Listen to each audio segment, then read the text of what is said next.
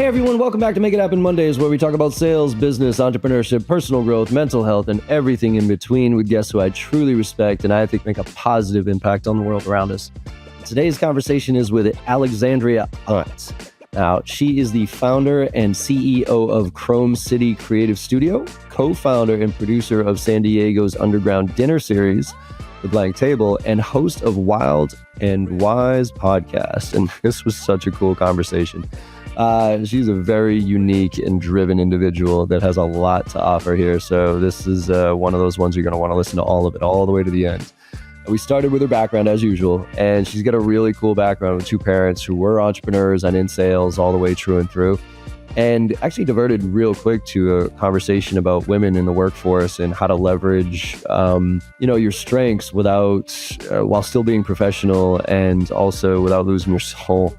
And being taken seriously too, because it's just a question I've gotten in the past and I just don't know how to answer, and I don't think it quite frankly is appropriate for me to answer. So she had a great answer for this one. But then we went into, she's got a background in PR. That's what her degree is in, and it's moved towards more of a creative agency.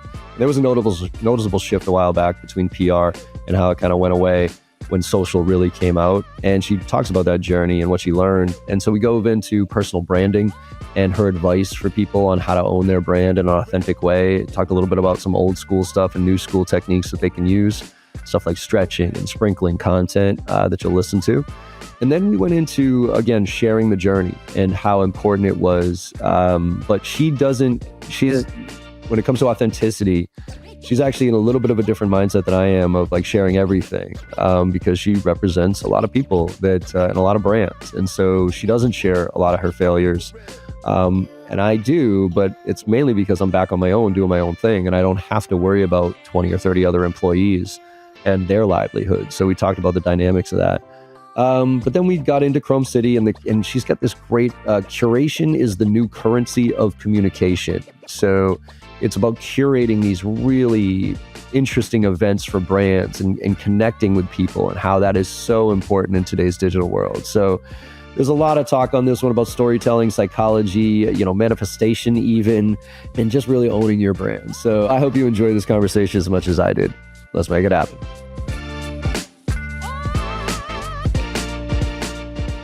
Alexandria Ott, welcome to the Make It Happen Monday podcast. How you doing today? I'm doing wonderful. Thank you so much for having me. Yeah, thanks for coming on. It's going to be a fun conversation. I was doing some prep for this, and you have a very interesting background, and you're doing some really cool stuff right now. So before we get into all of that, though, and all the stuff that people can read on LinkedIn is what they can read. But talk to us a little about your origin story here, Alexandria. Like, where'd you grow up? Your family? Like, where'd you get the itch? Specifically, because I think this conversation is going to delve into entrepreneurship and those type of things. I always love learning kind of where that came from. And was it manifested, which we will talk about as well? Or was it something that you kind of always had in you? So give us some little background and we'll take from there. Sure, absolutely. Thank you so much. I grew up in Coronado, California. It's a small island in San Diego, mostly a military town. My father was not in the military at the time of us living there, but he owned a public relations firm called Ott PR. And he worked from home. So his office was always, if we were to live anywhere, he had to have a guest house. And we were very respectful of his business. But I spent so much of my childhood sitting under my dad's desk, playing with Post-it notes and highlighters. And to this day, office supplies give me just like a weird feeling in my stomach because they're nostalgic and I love them. And it's cool because my kids will also come like walk into Staples and you're like, oh. Yeah, it's the little things that get me excited. Sharpies. Oh my God. So I spent a lot of time listening to my dad on the phone. He was an incredible speaker. He went to USC and got his master's at UCLA. He was wildly intelligent. He read, philosophical books to us at young ages. He was always reading sort of like age not appropriate books to us. In other words, like, reading manifestos or reading, Emerson or, just these incredible authors. And, he was an entrepreneur. He owned his own business his whole life, and it was a PR firm. He sort of meddled more in the political realm. And then my mother was also a top-notch businesswoman. Every single morning before I would, crawl into my dad's office, I would sit in my mom's bathroom with her and watch her do her makeup from head to toe. She was such a beautiful, and still is such a beautiful woman, but she was in sales. She was in title insurance, and she became the vice president. She was always the only woman in the industry from the time she was 17.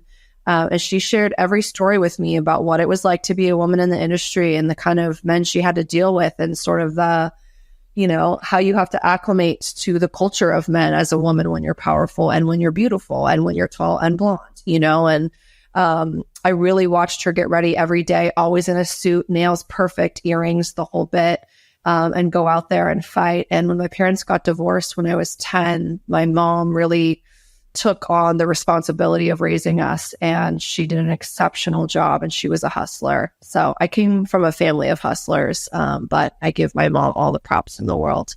I love that. Can I ask I wasn't going to ask, that background, we have actually a similar one. Both my parents were pseudo-entrepreneurs, even though they didn't really position it that way. My dad worked from home, and I stayed in his room while he was doing his thing, but not as much because he smoked 3 packs of Reds a day, so I couldn't really deal with that. My dad too, and my mom, 2 packs. No. Oh, cool. God. It's cool, wild in a box. Yeah. That was bad. Oh, see, my dad was like Marlboro Reds, like straight up Reds, and it was 3 packs a day, and it was like, whoa. That's why I've never smoked a cigarette in my life, because I just can't even think about it. I can't say the same. Mom, yeah. Well, my mom also was an entrepreneur. Like, she actually quit. My sister's 9 years older than me, and so I was a happy surprise. And when my mom, she worked at Wang Laboratories, which was like, back then it was like Salesforce. Like, it was like if you had a job at Wang, like, oh my God. And she was, again, one of the only women at the higher levels. But she literally quit when I was born because she wanted me to have the same experience as my sister of her raising me. And she started her own consultancy at home. And so when I would come home, I would walk in, we had a split level, and I would walk into the basement through the garage. And the living room was, okay, there was our living room, but then there was our office. And so I was around it, even though I didn't know it. You brought up I'm curious on this one, and I'm going to bring this up because you said fearless conversations.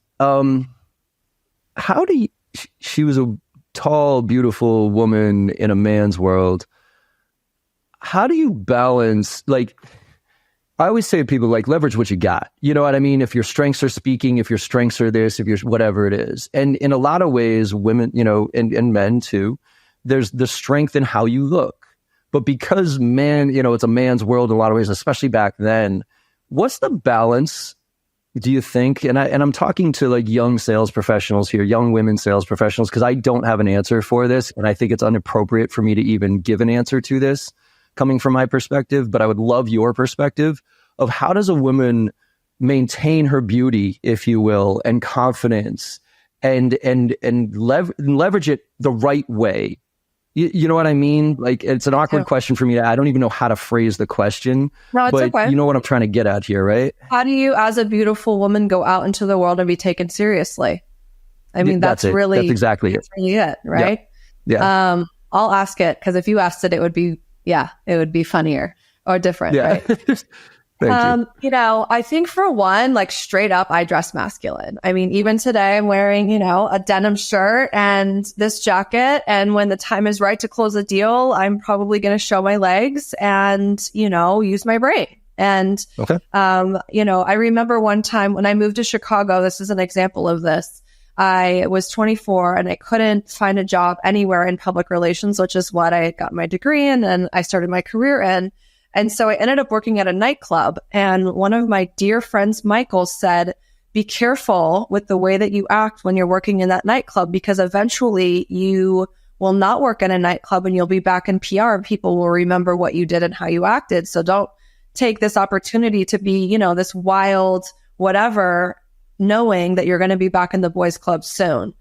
I think first and foremost, becoming friends with men. I've always had a lot of guy friends, a lot. I mean, to this day, I'm engaged and have probably more guy friends than girlfriends.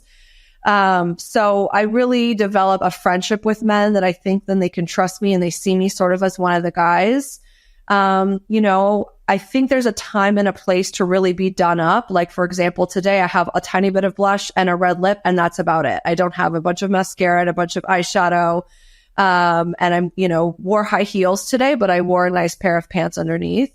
So I think the way that you maneuver the world, and it's a balancing act, because in some ways, I think I learned in Chicago to be such a tough dog, like all the men I saw, that I wasn't really a soft boss, and I was really mean, and I became just like terrible for a long time. And it was because I was putting on sort of like this coat that I was learning that this is what I saw, so this is how I need to act. And I didn't know when to turn it on and turn it off, because for many men, it's sort of course, intrinsic. You're mean when it comes to business, you're nice to your staff, and you move on with your day. You can decompartmentalize. Whereas women, we're all in one. All of our thoughts are in one. That's why we're such complex creatures. That's why we can manage a household, a business, a side hustle, and every holiday and every dinner, because we're complex creatures. We don't decompartmentalize.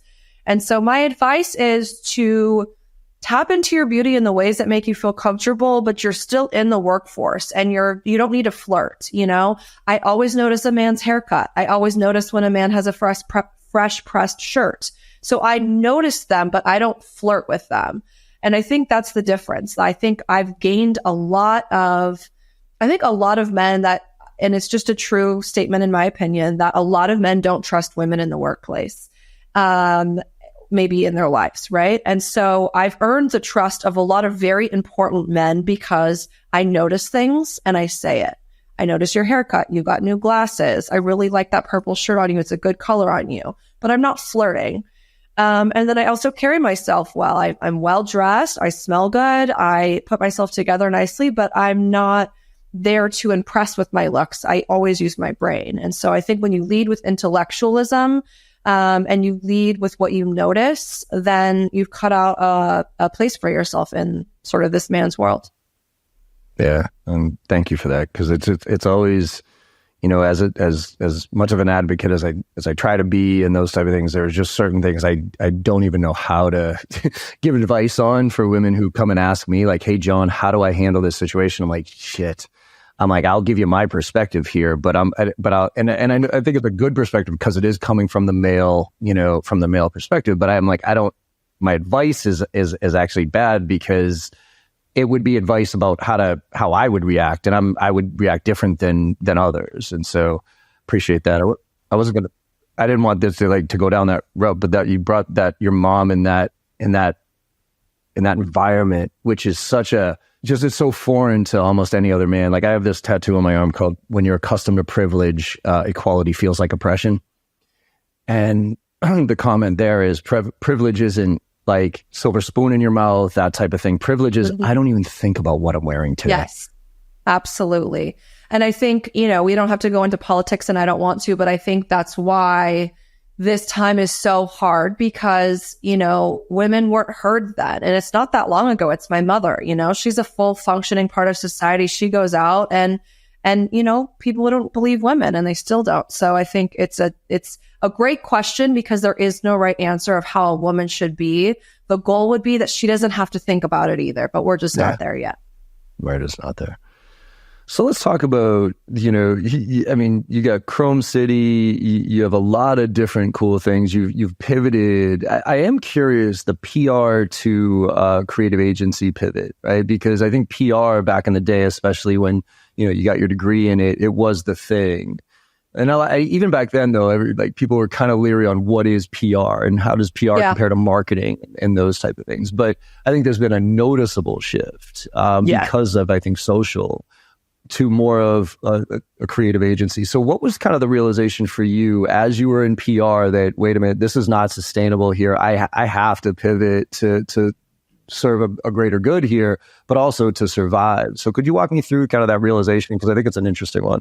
Yeah. So just for anybody that's listening and doesn't know the difference, PR is sort of this third-party verification that a brand or a business is legit, right? So if the New York Times is saying this is the best book, the best snack, the best pants, you're getting a third party's validation for your brand.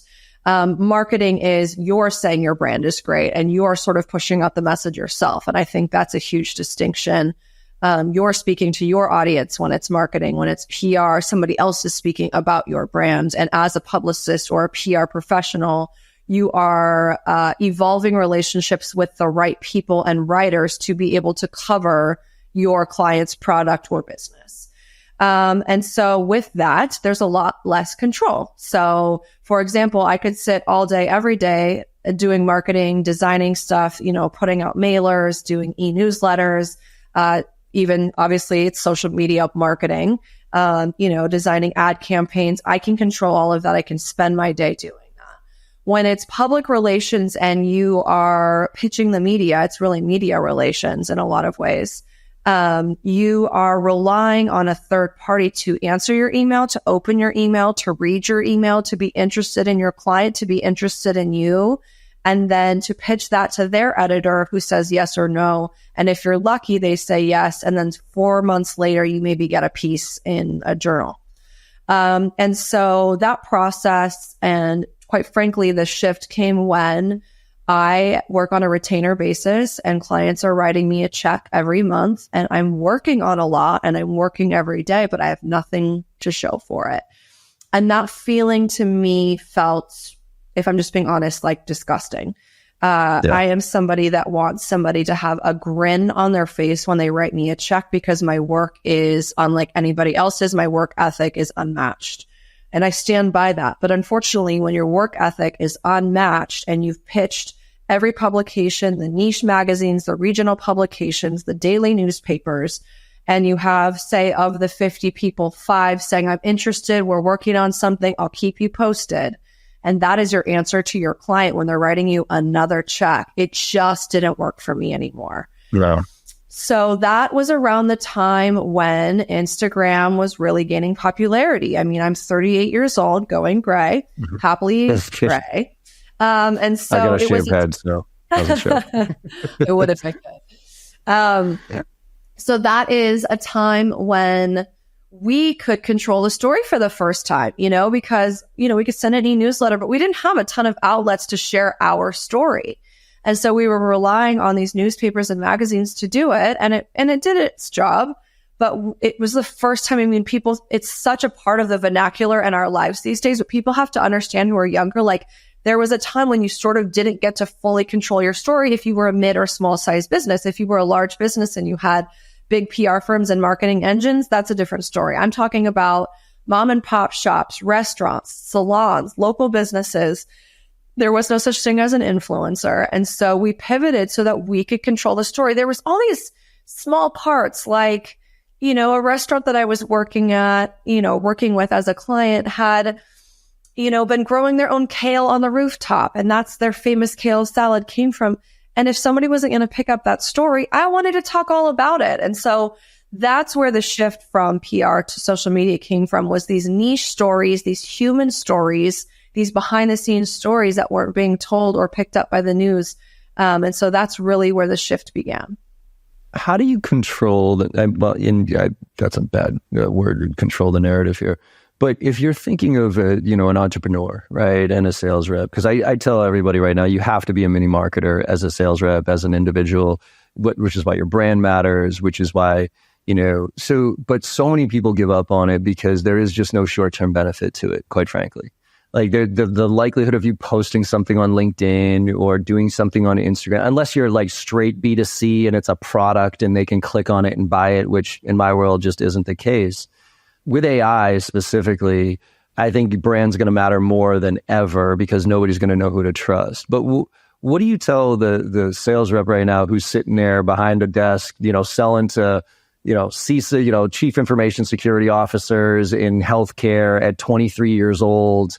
And like, I know I got to build my brand and all that fun stuff, but I also have to hit my numbers. Is there a way that you can kind of ease somebody into learning to own their brand and be their brand in a very authentic way? Yeah. And I'm going to go to the two polar extremes of old school and new school with this one, because I believe both need to exist. On the old school spectrum, I'm all about mailing gifts. I really believe whether there's an incredible book and you write a little note inside, looking forward to working with you, I thought this book was incredible, whatever it is, a quick note, on that's sort of more feminine side, a candle, a gift box, something that says, I look forward to working with you. Here's a physical thing because I've emailed you 47 times. You've ignored them all. So I think going old school, writing thank you notes. People still really read the mail, especially after COVID. I feel like there was a huge resurgence into people looking in the mail for checks when people were on unemployment. And so I'm a big time old school salesperson when it comes to your brand. Your brand is a thoughtful gift. And I think books are the best of the best. A quick note inside, your business card, easy breezy. And then on the new school side, I really use ChatGPT on a regular, probably 15 times a day basis. And I say something like, it knows me now because I've been using it for so long, but like, my name is this. I work in this industry. Some of our challenges are this. I want to stand out in my industry. Ask me a few questions about my perspective on this industry that will have you help me create content around a niche perspective or an interesting opinion or something that sounds like it's different. And I'll answer those questions and then I work with it. So when it comes back to me and it says, here's the 7 ways that, my industry is, changing in 2025, trend reporting, right? Say 4 of them are just anyone could say that. Then I go back and I say, I love 1, 2, and 7, 3, 4, and 6, whatever the numbers are, feel too cliche. Let's change them and get a lot more detailed. I want you to read this article from this expert and pull from this article to really inform what the trends are for next year. And then once you do that work, you can pull whatever that is that it gave back to you, the 7 trends for 2025 in your industry, into so many different things. And I tell my girls a lot in social media, it's called stretching and sprinkling. That's sort of how those are my terms, stretching and sprinkling. Sprinkling is when you know that on Monday, you're going to talk about what you're doing all day, what your meetings are. Just for a young entrepreneur, it's interesting to other young entrepreneurs. Every Monday, I talk from the moment I wake up, I make my latte, I go to the gym, I have this meeting, this call, this lunch meeting. So I know that if I'm going to do that every Monday, I'm going to sprinkle that every single Monday. And that's when you find something that works and then you keep sprinkling it in so that when you go to create content, you're not sitting at your desk going, holy shit, I don't even know what to do. You know that Monday is your schedule, that Wednesday is your tip, and that Friday is maybe somebody you admire and you're giving them a shout out, but you do it every single week. And so what you can do is sit down and go, okay, let me look at my schedule for the next 4 Mondays so I don't even have to think about it. Let me look at the 6 tips that ChatGPT gave me, and I'm just going to sprinkle that in for the next 6 Wednesdays so I don't have to think about it. And then stretching is when you get those 6 tips and you make a reel out of them by talking into the camera. Then you post a video on YouTube about it, and then you design something with Canva, which is what we use for stories. And then once you post that, you do it again in 2 months. So you set a reminder. And it's just a rinse and a repeat of things. And I think what happens a lot of times and why people get burnt out is they will go through all this ChatGPT work, design all this stuff, post it, and then not use it again. And I think that's a huge disservice to the brand because you don't know who needed to hear it again, who saw it differently. And so, yeah, that's my advice. Yeah, I think it's funny. Everybody thinks that, how could I post, the same thing over? It's like, do you know how few people saw, like, even if you get a big exposure, the likelihood of the person seeing it is not high. So do it again. Yep. And nobody cares anything wrong with it. It's not like if I saw a girl in a very specific outfit saying a specific thing and I saw it again in 2 months that I would judge her for it. It's a quick, simple swipe and who cares? Yeah, exactly. Yeah. Well, at least maybe adults. I don't know. My 14-year-old daughter might have a different conversation, but as adults, hopefully. Oh my God. Yeah, seriously. Awesome. So I think this is kind of leads into, you talk a lot about empowering entrepreneurs to find strength in their journey, or that, you said that. And I always tell people, just share your journey. It's the easiest thing for you to post about. So when you talk about these sprinkling, right, where you talk about your daily routine or what you're doing today, there's very few people that I mean, the top of the top who like, here's my advice, here's what you should do, right? And those people are great. But when I see somebody who's 22, 23, 24, 25, here's the 5 top things. And here, I'm like, hold on there, Charlie. You've been out in the real world for about a hot 5 minutes here. I don't necessarily know if I'm going to take what you're telling me here just from a perception standpoint. But what I love is to watch people share their journeys, their stories, because you just never know who's listening and how and how it might impact them. How do you do this in an authentic way, though? Like, because I think so many people are scared to share, or they just don't think it's important, or they don't think it'll help anybody. Where's the line for you, and is there one, of sharing that journey with purpose versus just sharing the journey? Yes, there's a lot to unpack there. One, I disagree. I find that the younger generation that's sharing, especially tips and tricks on technology, video editing, things that our generation just wasn't exposed to, I'm always all ears. Like, my feed on my Instagram is definitely younger people teaching me tips and tricks on Canva hacks and video hacks and content hacks. So I will say that that is something I absorb greatly. Listen, I think that there's a line, right? Like, I ultimately am a communications expert, a business strategist, and nobody needs to know that my depression has been fucked up lately. Like, so that's where I think it's a different generational thing, right? I think the younger generation is much more open about mental health and their, identities and their adventures. I'm not, I think that, I am somebody that in an in-person interview, in a panel speaking series, I'm someone that definitely shines in my authenticity. I think sometimes I say the things that people are thinking but don't want to say. And so with that is probably like a confidence, but also sort of an empathetic nature where it's kind of like I can read the room and feel the room.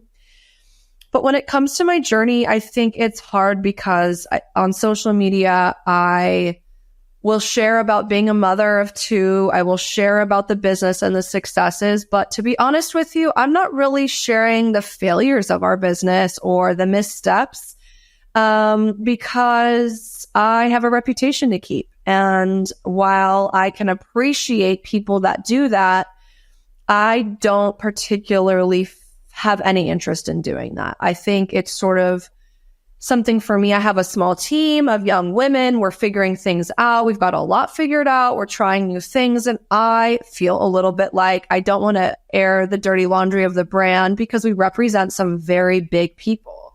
And I don't want my sort of missteps or my woes as a brand or a business to impact the way that people ever look at the companies that I represent. And if I'm talking about mistakes that I've made or missteps that I've made, who's to say that I didn't do that for them? And so this is just my own opinion, but I don't believe in that part of it. When I talk about having a rough day or a tough time being a mom, or the transition from work mode and being in control and orchestrating everything brand, and then coming home and dealing with like throw up and screaming and not wanting to do homework, that is a challenge of mine I'm happy to talk about. So I think that I'm still learning about the ability as an authentic woman, having authentic conversations with friends. But when it comes to social media, I'm still unraveling that tightly wound perception that in PR, as a professional, you make sure everything looks like it's all working and it's all good. So it's a journey I'm still on myself. Yeah, and I think that there is something to be said of being responsible for other people and being an individual contributor, right? There's pros and cons of both, but I know for me, I've always tried to be super authentic, but when I brought this company to 20 employees, I definitely felt the weight of, I can't just say whatever the fuck I want to say now. Like, because if I do, I'm now responsible for 19 other people's livelihoods. And if I say, because I used to smoke weed on Instagram, I used to be like, yeah, fuck this and whatever. But, who knows? And again, out of context. I mean, I think that's the bigger challenge. Like, if you know me, you know where all this stuff is coming from and you love it. But if you don't know me and you just catch me on your Instagram feed and you see me, smoking a blunt, being like, what's up, going into some training tomorrow, that type of thing, and you're a decision maker at a company and you see that, it's like, dude, I'm never doing business with you ever again. And then word gets out about that, and then it's horrible. So I do remember there was kind of like a distinct moment where I've always prided myself on my authenticity, but I remember being like, ooh, I can't be my full, not that I can't be authentic. I can't be my full authentic self that I would be with my friends. Refinement. Yeah. You've refined what you're sharing. It doesn't change who you are. It's just you've refined as you elevate, as you step up, as you jump different levels. There's a refinement that must take place. You know, I used to swear all the time because I was one of the boys. I have a filthy mouth. It's probably one of the top 3 reasons my fiance loves me. I think like a man in a lot of ways. And that's fine in a place, but as I've become more successful and elevated, I speak in a way that's still true to who I am, but I'm still stepping into the woman I want to become. And I think that that's sort of where people sometimes think, oh, you're not the same. And it's like, I'm not, I'm still trying to level up in ways that maybe you can't even imagine. And for your example with the weed, it's the same. I get it. I'm totally a stoner. I love that. But is it part of my narrative as a business? No, it's just for me when I'm feeling overwhelmed and I just want to chill, So yeah, the refinement is important as you level up. And I think the what I'm worried about is, I'm 48, about to be 49. And I say, like, thank God I grew up without social media. I mean, good Lord. If I had documented any of my childhood, there's no way I'd be where I am right now. And I just really fear that. I tell my daughter this all the time. I go, just understand, no matter how small you think that Snapchat thing is, or that quick little pic that you threw on Instagram, like, it is now there, and it is now searchable, and it is now findable. So 20 years from now, if you go to get a job, like, there's a possibility that thing pops up. And I just don't think this generation has that perspective. No. I just saw a video in my feed last night that was a famous TikToker going into a university classroom to talk to them. And he basically said that his biggest regret was joining TikTok. And it was because he was posting crazy shit, and it's exactly what you're saying, and making all this money. And then when he went to, he got fired from his job for what he went viral for. So he had a regular job, went viral, lost his job, and then had to keep trying to go viral in order to keep the money coming in because he couldn't get a job because of what went viral. And he was basically saying that it's the biggest regret of his life. And all these TikTokers that you think are making all this money and all these mansions aren't doing it because they want to, but because they have to, because they can't get a job, because people see the shit they posted. It's very real. I mean, I look at generationally, like, so if you're trying to get hired by kind of an old school generation and they see that, absolutely not. Do you think that'll almost be like, you're like, when the Gen like Z come in? Yeah. Okay, cool. It's like, whatever. We all did. A death sentence. Totally. Like, I mean, a neck, maybe now, a head or neck or face, maybe, now is not my favorite, but like, nobody cares about tattoos anymore. I mean, people are getting tattoos that would have never. So yes, I do believe that the generation that was in the TikTok era that knew it was all momentary bullshit, aren't going to care. So I guess don't tell the kids that though. No, like, tone it down a little bit, man. Yeah. Let's talk about Chrome City, because I love the angle. I've been a part of some of the, not specifically with Chrome City, but these curated events where you get a much more intimate relationship with the brand, if you will. For me, I've done the part where I've been the quote unquote influencer that sits at the kind of really nice dinner table and facilitates the conversation, and the client hosts it. And there's not a hard sale, it's just they're there saying thank you. And the goal is to get as close to revenue and get those people impressed.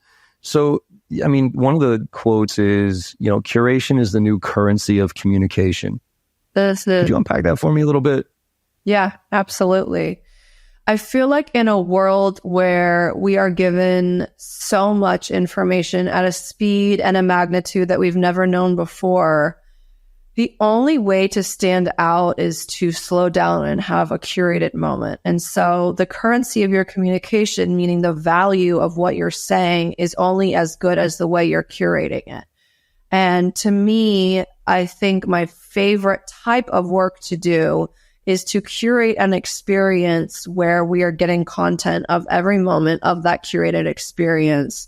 And then we're curating that content to show and give a feeling online. And it's so hard to do when you're just ads and nonstop information overload all the time. But I think the way to do it is to slow down. And curation is really the art of placing the right things together in a very thoughtful and intentional way in order to make people feel something. And it's something that's interesting because when I was just straight in PR, I would throw these events, and events wasn't like a money, you have like an event planner, which was a whole different world. I mean, if somebody calls me an event planner, to me, it's like the dust. I just, no offense to event planners. It's just not what I do. But I would produce events and people would leave and really like, I remember my friend Sunny, she's a ball buster. She's a lawyer. She's a tough person to impress. And she came up to me and she said, that was the best event I've ever been to. And I said, what? You've never said anything like that to me. And she said, you have a gift. There's something that you do, whether it's the people, I don't know what it is. And I realized, and I know that it's curation, and I know that it's slowing down and it's being mindful. And I know that I have a really great eye and I have really great taste. And I'm a perfectionist, so nothing ever really, knock on wood, goes wrong. But when we slow down and you make your brand really focused on the curatorial aspects, whether you're a fashion brand and you decide to curate a dinner or an experience around it and your storytelling. I mean, so much of curation in my world is storytelling and stretching, right? How do we pull apart if you're releasing this one new hat? What does the hat mean? What is the fabric? Can we pull it into the napkin? What are the colors? Should the candles be that color? Who's going to sing? What kind of music is it? What's reflective? How do you feel when you look at these colors? What do you want to hear when you look at these colors? What do you want to smell? What does the food look like? What is the menu telling? Who's coming? Who's sitting next to each other? That is an art form that I am obsessed with. And so to me, curation is the new currency of communication. We can communicate all day long. We can send newsletters and show videos and all these things that we're just overwhelmed by. But if we can slow down and curate a moment for our brand, for other people to also slow down and experience, the impact is greater than anything else I think you can do. Yeah, I mean, you said you've heard it before, right? People don't remember what they tell you; they remember how they feel. Exactly. That's it. Exactly. That's it. Have you done any like studying or research? Because you mentioned a lot of things there around like the psychology of this, right? Is like that there's stuff that most people don't pay any attention to. The sights, the sounds, the smells, the looks, the feels. There's a psychological component to this that's influencing you that you don't even realize most of the time. So is that just innate for you, or did you study psychology and a lot of this stuff to make sure that you knew the mix? Because I think it's almost like being a DJ, right? Some people can be a DJ and they can put two tones together. It sounds cool. Other people are like, holy shit, you just created magic there. So did you study it or did you just know it? Both. I think there's two reasons. One, I went to Loyola Marymount University in Los Angeles. I wanted to be an elementary school teacher, ironically enough. And when I felt in my soul and spirit and my gut that there was something more out there for me, and praise be to all teachers, but I felt like I was supposed to do something big in the world and outside the classroom. I was flipping through their manual of majors and I found one called Communication Studies that focused on rhetoric and theory. And so my classes were very rooted in breaking down and understanding the impact of a moment, a word, a speech, a group. And it resonated so much with the way that my brain thinks. I'm constantly observing. I'm the child of an alcoholic, so I'm very sort of codependent and making sure everybody else is okay and watching the room and seeing if anybody's uncomfortable. And And so there's a lot of different things that contribute to that. And also, I'm a critical bitch. And if I walk into a place and it smells weird or the lighting's off or the music sucks, I don't want to be there. And so it's both, a very sort of soft and sweet and intellectual part of my upbringing and how I view the world and what I learned in college. And it was so brilliant. I loved my education. And also, I'm not a snob. I just like things a certain way. And I am at a place in my life where I really won't spend time or money in a place that's not sort of up to a particular vibe or standard. And so I create it because it's hard to find. Nice. You and my wife would get along. My wife's one, because I'm the one who if I get just a small example, if I get a bad drink, at a bar or something like that, I'll just kind of grin and bear it. I'll be like, yeah, okay, whatever. I'm just going to suck this up. My wife, she'll take one sip, be like, this is terrible. Get it away. I want another one. And I'll be like, oh my God, I can't believe it. And she'll bring 3 in a row. She'll be like, oh, this is awful. No. Okay. Yeah. But we tend to curate a lot of our own fun. I'm very annoying to go out with. But I feel like I take very much a refined, an educated, I have a refined palate, I know what tastes good. I know I've worked with a lot of chefs. I know what things need to taste and smell like. And so when it comes to cocktails in particular, it's I know when there's too much sweetness. I know that it's not balanced with the tart or with the citrus or, so yeah, it's not always fun. And it's hard for me to find places to go out to because or people to go out with, right, who aren't going to be like, oh my God, I can't believe, right? One of my buddies, Doug Landon. I've cultivated a little crew of very sort of well-traveled, cultured human beings who feel the same as me, and maybe that's why we all love each other, because we're all kind of a little bit of an asshole. Yeah. I think in these days, you kind of have to be, right? You got to focus on what you enjoy because life's too short not to. Let's finish up with two things. I want to talk. You talk a bit about manifestation. Mm-hmm. I thought that was always a foofy little thing. I actually was never really even introduced to it up until relatively recently. I mean, within the past 10 years type of thing. Mm-hmm. But I think it was Jim Carrey who got me to at least pay attention to it when he wrote himself the $10 million check. And literally the day before he said he was going to write himself that check, he got the Ace Ventura contract. And all of a sudden, I mean, it's like, are you shitting me right now? And so that kind of woke me up to it a little bit. And then I've kind of gone down the path of the Matrix, and we're all living in the Matrix. So it's energy and all sorts of shit. So that's a different conversation. But how has manifestation helped you? Yeah, that's a great question. I think it looks different. There's no right way to do it. And so I'll just give you examples that I've used in my life, but by no means am I an expert or anything like that. I had this vision when I was younger, and it's so interesting. I've always I can picture it still perfectly right now. I have a very vivid imagination of this house that was an office that had doors that opened, and the breeze from the ocean was coming in, and there was these sort of soft white linens coming through, and there was people working for me on each side, and I could smell the coffee and I could hear the jazz, and I saw a little boy running around that office. And I always pictured that, and I didn't really know why. It was just something that sort of came to me. So again, I can't give anybody advice on how to bring that vision, into their heads in the first place, because it's just something that was innate. And lo and behold, I'm in Chicago. I was at the peak of my career, found out I was pregnant and very much single, and decided to have my son, Henry, who's now almost 8 years old. And he's running around in this lofted building in Chicago. So not on the ocean, but now we are. And the girls are all working, and the jazz is playing, and the coffee is brewing. And I just had this overwhelming, feeling that I had a power within me, to realize dreams that I could bring into the forefront. So instead of it just coming to me, I could start to really ask myself what I want, what I need, what does it feel like? And so that's just one example. The other is I had, and these are all more personal than business, but I think you can use them any which way. I had just gotten out of a relationship where my heart just felt like it was in pieces. And I'm not religious. I talk to God, I talk to God. And so I just said, what the hell? Like, I don't know what to do with this. I am so confused.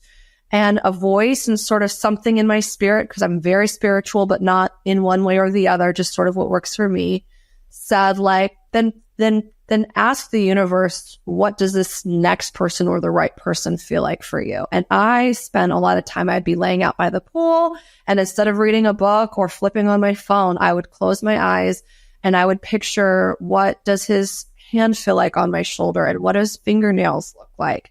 And what does he smell like? And when I give him a hug, how do I feel? And what does his voice sound like? And I really started to build this image, and it was coming to me more and more.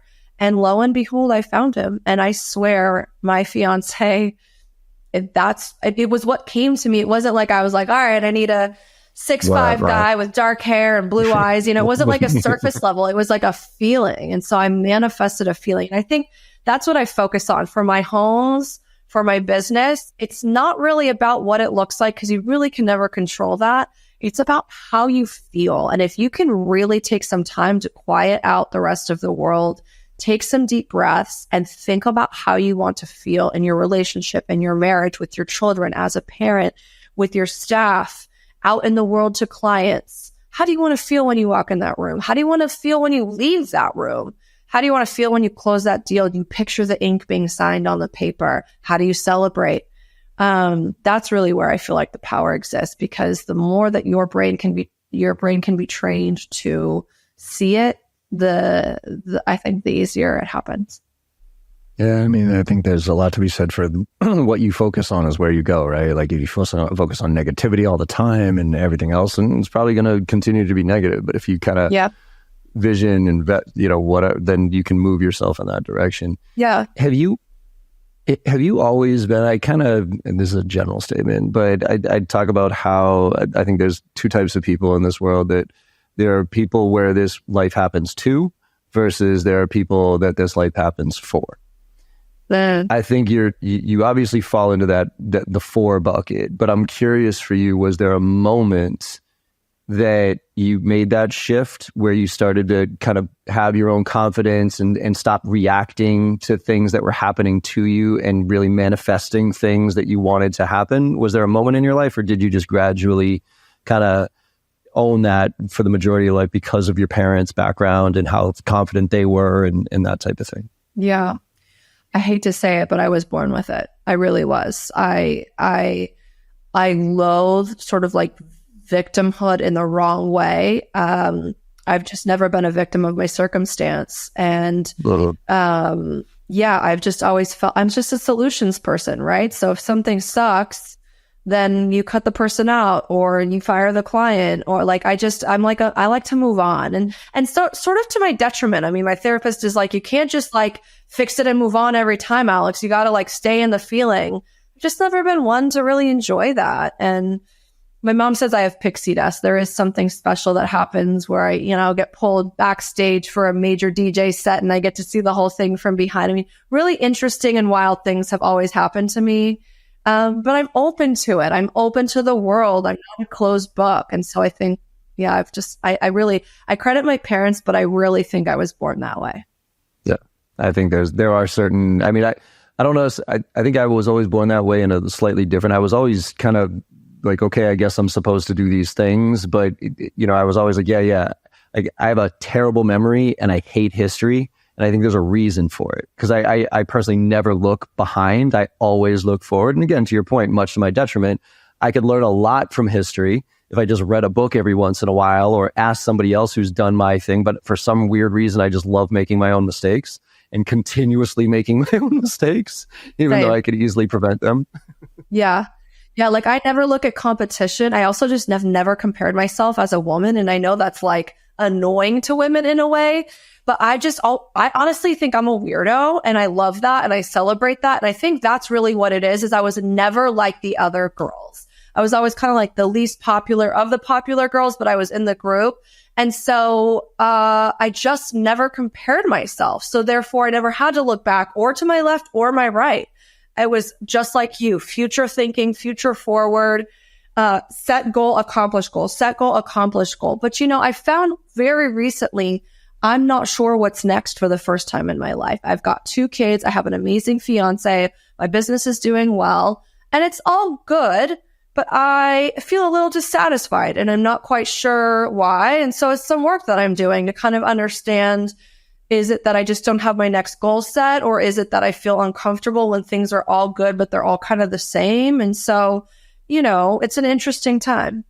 Yeah, I think that is, when you get what you want, it's a weird, it's almost like the dog catching the car, right? It's like, shit, what do I do with it? Like, I'm actually really content right now. I'm in the same situation where I'm really content. Love my wife. We've been together 17 years, daughter who's 14 years old, got a decent house, got a little vacation spot in Costa Rica. Like, everything's cool. Now, do I want more? Absolutely. But am I pretty damn content? And I don't know how I deal with contentness. I'm usually not. Like, I'm pretty restless after a little while. I'm like, I gotta do something. And I don't know why, but I think it's going back to nature nurture stuff. And it's also entrepreneurship, right? It's like the way that your brain works. It's like, I never want to think that I didn't use my brain to its fullest potential, that I didn't use my ideas to the betterment of the world, the betterment of the experiences that people could have with my ideas. I think a lot of people benefit from my ideas, and that's what makes me happy. There's great parts about that. And there's also really challenging parts about that. It's hard to be my friend. It's hard to date me. It's hard to be my child because I just want to do all the time. So let's finish with this, because I was super curious on this, and I just had a fantastic experience this weekend with a surprise brunch with for my wife's birthday. How'd you get involved with the drag queen story hour? Because that to me is so exciting. Super cool. So I brought my wife to a drag queen brunch this week because that was what she wanted for a surprise. I surprised her, and it was a blast. We go down to Provincetown a lot here in Boston or on the Cape Cod. But talk to me about how you got involved in that and what that's all about. Sure. So I grew up in a very Republican home in Coronado, military town. And I just don't think in that small little town I really knew a lot about the world. It was a very homogenous type of place, and that's okay. It was a great town to grow up in. But when I moved to Chicago, it was like literally used to tell my mom, I feel like somebody cut my eyelids open and ripped it open to a whole different world.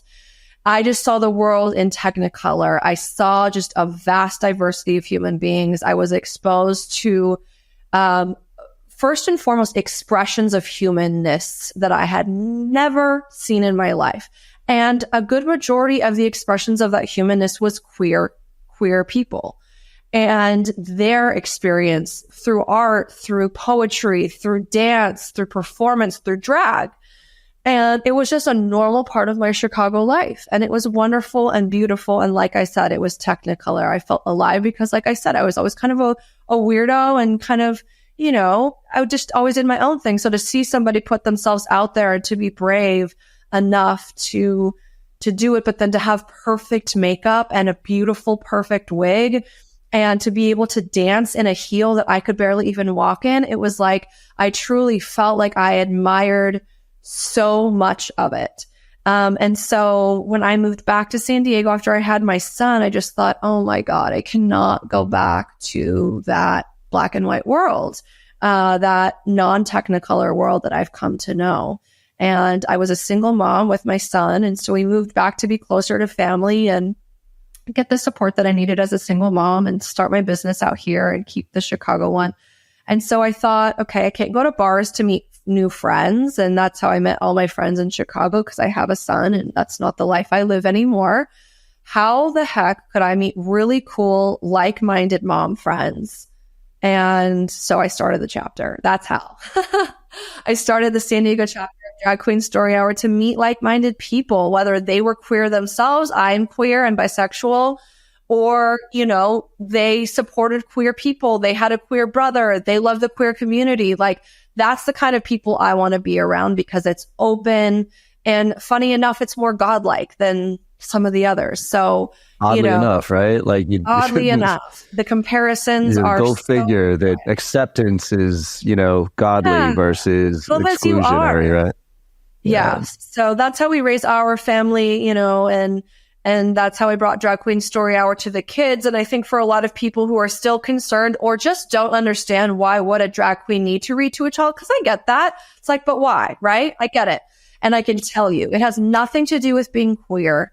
It has nothing to do with a man dressing up as a woman. It has to do with children learning acceptance of all. So that when they go to a grocery store and see someone who's 600 pounds, or they see someone who has a skin disorder where things just look different than they do, they don't say, ew, mommy, look. They say, hope you have a great day. And they look that person in the eye. It's about humanity and bringing your kids around people who are others and showing them that otherness is beautiful. Yeah. And thank you for that, by the way, because the world needs a lot more of that acceptance these days. I think so many people are scared of stuff they don't understand, and if they just took some time to actually spend some time talking to some other people, they might take a whole new perspective on life and actually live it a lot more enjoyable, as opposed to being angry and mad and fear-based all the time, which I just don't understand why anybody would want to live that lifestyle. So same. And I think that's where like community dinners like the one that we do, like, I'm not trying to plug my business here, but I'm just saying like that's why sitting down and breaking bread with others is so important, so that you see their humanity. And I was so hopeful to have somebody lead our country who just felt like she was just putting the chairs out for anybody to come and sit. And we'll get back there again. But because we're not there, I think it's important for people to create those moments. And it goes back to what we said before we started recording. It's like, all you can do is treat others well and to connect with your community and to put those tables either literally or figuratively out there where a variety of people, humans from all different experiences and political backgrounds and cultural backgrounds can sit together and just be a community. That's all we all want, right? I just want to feel like we belong to something, feel like people care, and make a few bucks, take a few vacations.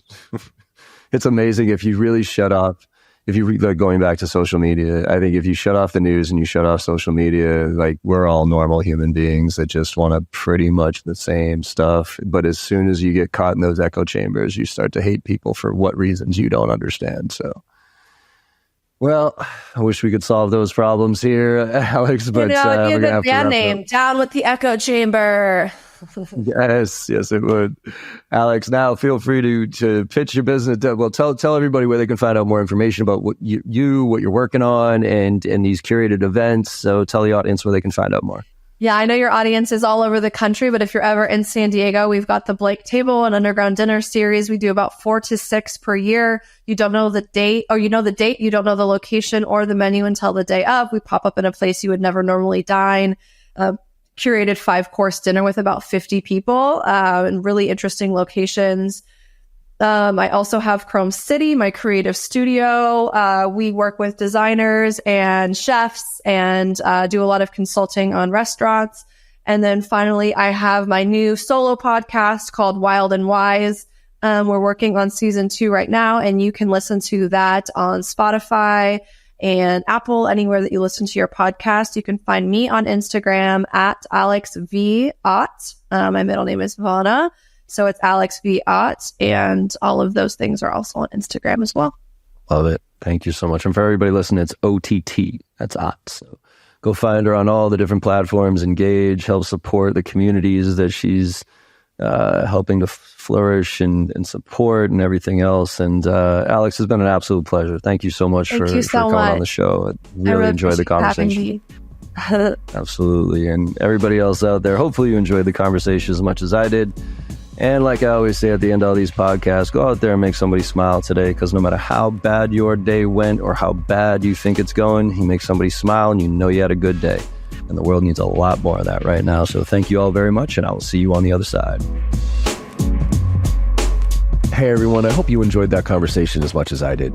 With your support and our incredible guests, we're one of the top sales podcasts out there right now, and I can't thank you enough. Now, to keep the momentum going, it would mean the world to me if you could go and leave a 5-star review on your favorite podcast platform and share some of your favorite episodes with your network. Also, I am super excited to be launching my new newsletter, where I'll be sharing everything I know and everything I'm learning along the way while I'm out there selling every day just like you.